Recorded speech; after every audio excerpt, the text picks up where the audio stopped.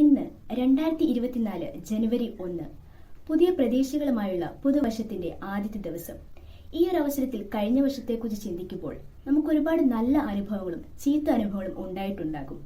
എങ്കിലും പുതുവർഷത്തിന്റെ ഒരു അവസരത്തിൽ ദൈവം തന്റെ വചനത്തിലൂടെ നമുക്ക് നൽകിയ ഒരു പുതുവർഷ ചിന്തയെ നിങ്ങളുമായി പങ്കിടുവാൻ ഞാൻ ആഗ്രഹിക്കുന്നു. കഴിഞ്ഞ വർഷം നേടിയെടുക്കാമെന്ന് നാം വിചാരിച്ച പല കാര്യങ്ങളും നഷ്ടപ്പെട്ടതോർത്ത് നാം ഇന്നും ആകുലപ്പെട്ടിരിക്കുകയായിരിക്കും. എന്നാൽ യെശയ്യാ പ്രവാചകന്റെ പുസ്തകം 43-ാം അധ്യായം 19-ാം വാക്യത്തിൽ ഇങ്ങനെ പറയുന്നു: മുൻപുള്ളവയെ നിങ്ങൾ ഓർക്കേണ്ട, പണ്ടുള്ളവയെ നിരൂപിക്കുകയും വേണ്ട. ഇതാ ഞാൻ പുതിയതൊന്ന് ചെയ്യുന്നു, അത് ഇപ്പോൾ ഉത്ഭവിക്കും. നിങ്ങളത് അറിയുന്നില്ലയോ?